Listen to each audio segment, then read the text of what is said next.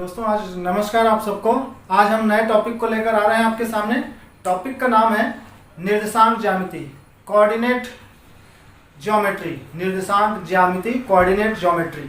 आप इसका पहला चैप्टर आप यहाँ पर पढ़ चुके हैं, coordinate of points, class 10th में पढ़ चुके हैं। हम आगे चालू कर रहे हैं 11th में। पार्ट यहाँ पर चालू होता है स्ट्रेट लाइन से। पार्ट चालू होता है यहाँ पर स्ट्रेट लाइन से। बहुत ही इंपॉर्टेंट चैप्टर है, आगे जाकर इसका बहुत ज़्यादा यूज़ होता है, इसलिए आप इसे बहुत ही सावधानीपूर्वक और अच्छे से सीखिएगा। कहीं पर ऐसा ना हो कि आप चूक कर जाएं या कोई पीरियड आप मिस कर जाएं तो आपको दिक्कत हो सकती है। तो वीडियोस में हम इसीलिए बनाकर डाल रहे हैं ताकि आप अगर कोई पीरियड मिस भी कर लेते हैं तो आपको आसानी से चीज़ें दिख जाएं और आप फिर से उसका यूज़ कर सकें और उसको समझ सकें। तो मैं चालू कर रहा हूँ यहाँ पर स्ट्रेट लाइन। स्ट्रेट लाइन, सरल रेखा, क्लास 11th का टॉपिक है कोऑर्डिनेट ज्योमेट्री।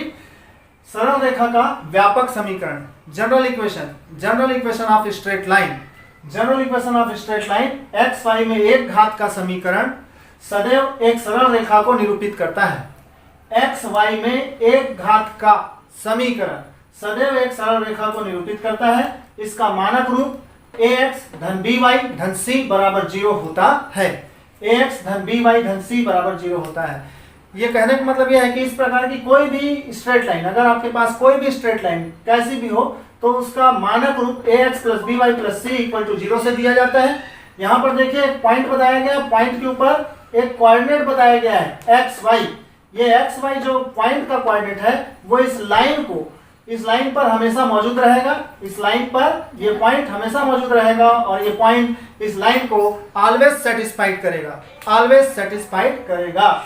यहाँ x के प्रत्येक मान के लिए y का एक अद्वितीय मान प्राप्त होगा। यहाँ पर x का अगर कोई मान रखा जाए तो y का एक डेफिनिट मान प्राप्त होगा। इस प्रकार क्रमित युग्म में निर्देशांक x y प्राप्त होंगे। क्रमित युग्म में एक निर्देशांक x और y प्राप्त हो जाएंगे। अगर x का मान मैंने 1 रखा है तो y का मान भी कुछ ना कुछ मिलेगा, तो ऑर्डर पेयर के रूप में उसको लिख लिया जाता है, जो उक्त रेखा के समीकरण को संतुष्ट करेंगे। जो भी पॉइंट मिलेगा वो पॉइंट लाइन के इक्वेशन को सेटिस्फाइड करेगा, ऑलवेज सेटिस्फाइड करेगा। अब मैं आ रहा हूं यहाँ पर various forms of equation of straight line. Various forms of equation of straight line.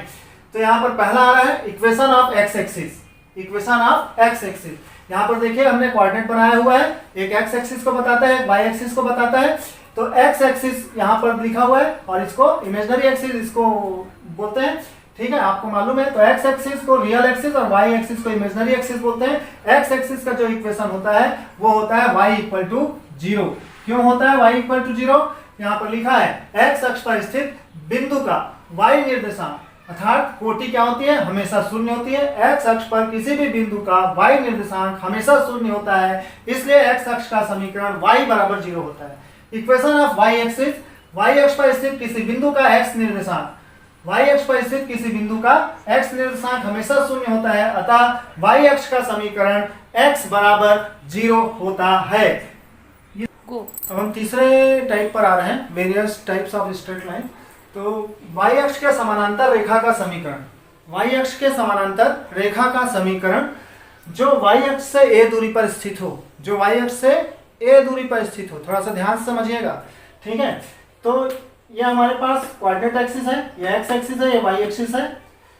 Y axis के समानांतर a दूरी पर स्थित, कितनी दूरी पर स्थित? a दूरी पर स्थित अगर कोई रेखा है तो इस रेखा का समीकरण क्या होगा?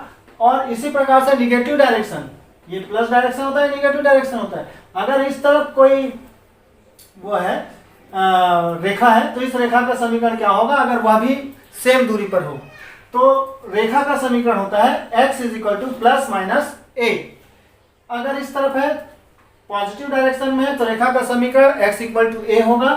निगेटिव डायरेक्शन की तरफ है तो x is equal to minus a होगा।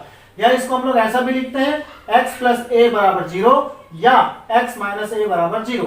तो ये हमारा इक्वेशन होता है, equation of straight line parallel to y axis, ठीक है, पैरेलल टू y एक्सिस जो y अक्ष से a दूरी पर स्थित हो। इसी प्रकार से x अक्ष के समानांतर किसी रेखा का समीकरण जो x अक्ष से b दूरी पर स्थित है।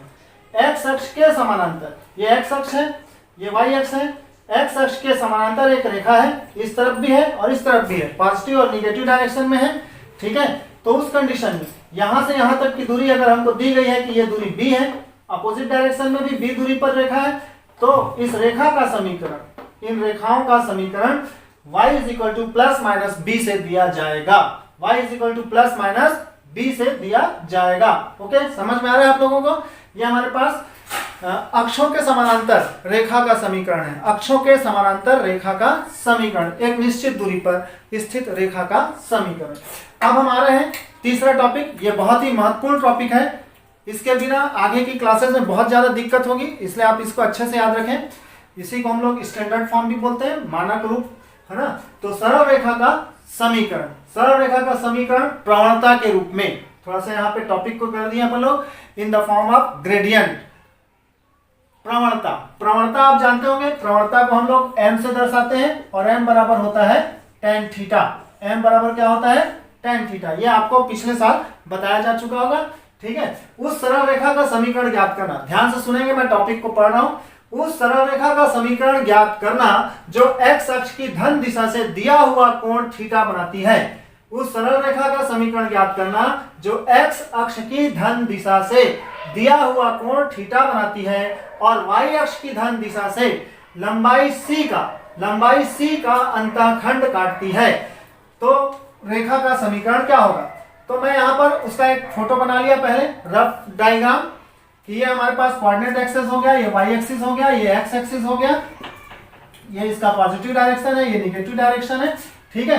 अगर कोई x अक्ष से दिया हुआ कोण, यहां पर धन दिशा को हटा देंगे, x अक्ष से दिया हुआ कोण थीटा बनाती है और y अक्ष की धन दिशा से c लंबाई का अंतःखंड काटती है, तो क्या होगा? तो यहां पर हम आते हैं सवाल को चालू करने के लिए कि हमको ये वाली एक रेखा है जो x अक्ष के साथ थीटा का कोण बनाती है और y अक्ष की धनात्मक दिशा से ये लंबाई जो है वो c है, c का अंतःखंड काटती है। ये काटा गया अंतःखंड इस रेखा के द्वारा कितने अंश का कोण बनाया जा रहा है? x अक्ष के साथ थीटा का, और यहां से यहां तक की दूरी कितनी है? जो अंतःखंड काटा गया है वो c है। तो इस रेखा का समीकरण क्या होगा? इस रेखा का समीकरण मेरे को निकालना है, इस रेखा का समीकरण। ओके, तो मैं चालू करता हूं। यहां पर ये थीटा है, तो यहां से हम यहां पर आगे बढ़ते हैं। मान लेते हैं रेखा पर एक बिंदु है P।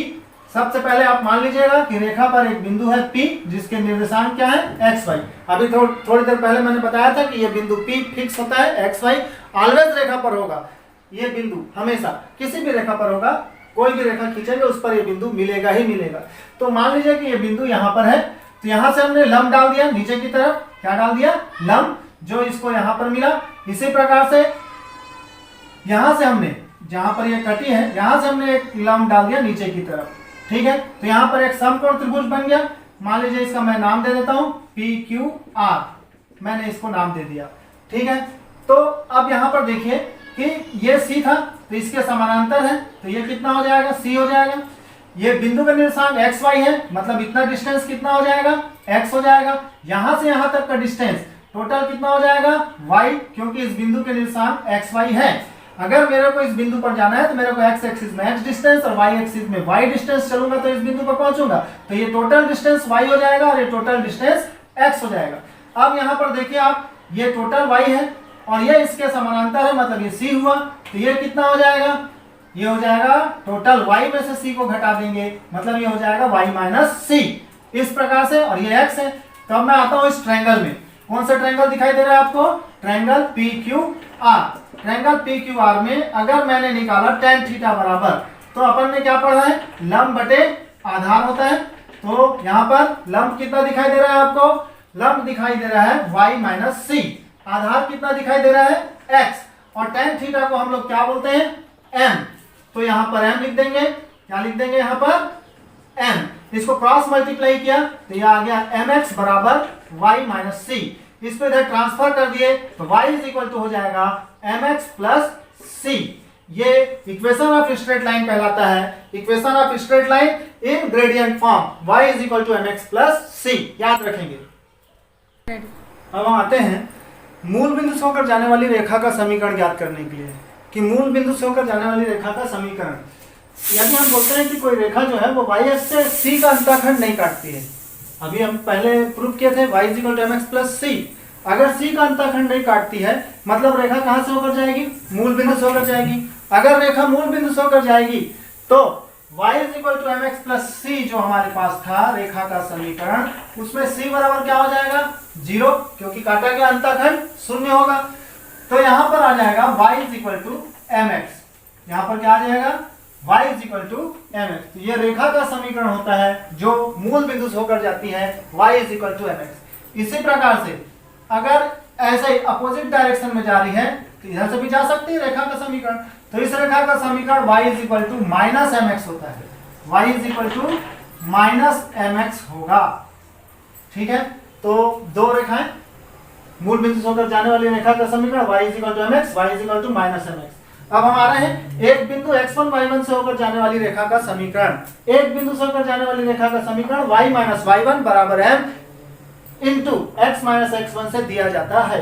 यदि कोई रेखा है वह एक बिंदु से होकर जाती है x1 y1 से, तो उस रेखा का समीकरण, इस रेखा का समीकरण y - y1 = m × x - x1 से दिया जाएगा। माना रेखा का समीकरण y = mx + c है, ये मानक रूप है, अपन ने बताया था। ठीक है, चूंकि रेखा बिंदु x1 y1 से जाती है, चूंकि रेखा x1 y1 इस रेखा पर स्थित है, तो रेखा के समीकरण को क्या कर देगा, वो संतुष्ट करेगा। संतुष्ट कराने का मतलब यह है कि x की जगह x1 लिखेंगे और y की जगह y1 लिखेंगे। तो इस रेखा में y की जगह y1 और x की जगह x1 पुटअप कर दीजिएगा। अगर हम पुटअप करते हैं तो ये आ गया y1 = m x1 + c, ऐसा आ जाएगा। ये समीकरण 1 डाल दीजिए, इसको समीकरण नंबर 2 डाल दीजिए, दोनों को घटा दीजिए, 1 - 2। अगर हम दोनों को घटाएं तो y - y1 = m x - x1 आएगा, जो एक बिंदु से होकर जाने वाली रेखा का समीकरण होगा। एक बिंदु से होकर जाने वाली रेखा का समीकरण y - y1 = m x - x1 से दिया जाता है। फिर आता है हमारे पास दो बिंदु x1 y1 और x2 y2 से होकर जाने वाली रेखा का समीकरण। अगर हमारे पास दो बिंदुओं से होकर जाने वाली रेखा का समीकरण पूछा जा रहा है, कितने बिंदुओं से होकर जाने वाली रेखा का समीकरण, दो बिंदु x1 y1 और x2 y2 से होकर जाने वाली रेखा का समीकरण दीजिए। तो हम कैसे करेंगे, इस रेखा का समीकरण मेरे को बताना है, तो वो रेखा का समीकरण दिया जाएगा y - y1 = y2 - y1 upon x2 - x1 × x - x1 से दिया जाता है। फिर से बोल रहा हूं, दो बिंदुओं से होकर जाने वाली रेखा का समीकरण y - y1 = y2 - y1 upon x2 - x1 bracket में x - x1 से दिया जाता है। प्रूफ है यहाँ पर, माना बिंदु x1 y1 से होकर जाने वाली रेखा का समीकरण, एक बिंदु से होकर जाने वाली रेखा का समीकरण हम जानते हैं y - y1 = m x - x1 होता है। यहाँ पर दो बिंदुओं से होकर जाने वाली रेखा की प्रवणता आप पिछले साल पढ़ चुके हो 10th क्लास में, कि दो बिंदुओं से होकर जाने वाली रेखा की प्रवणता y2 - y1 upon x2 - x1 से दिया जाता है। तो m को हटाकर m की जगह हम ये वैल्यू पुटअप कर देंगे। अगर हम ये वैल्यू पुटअप करते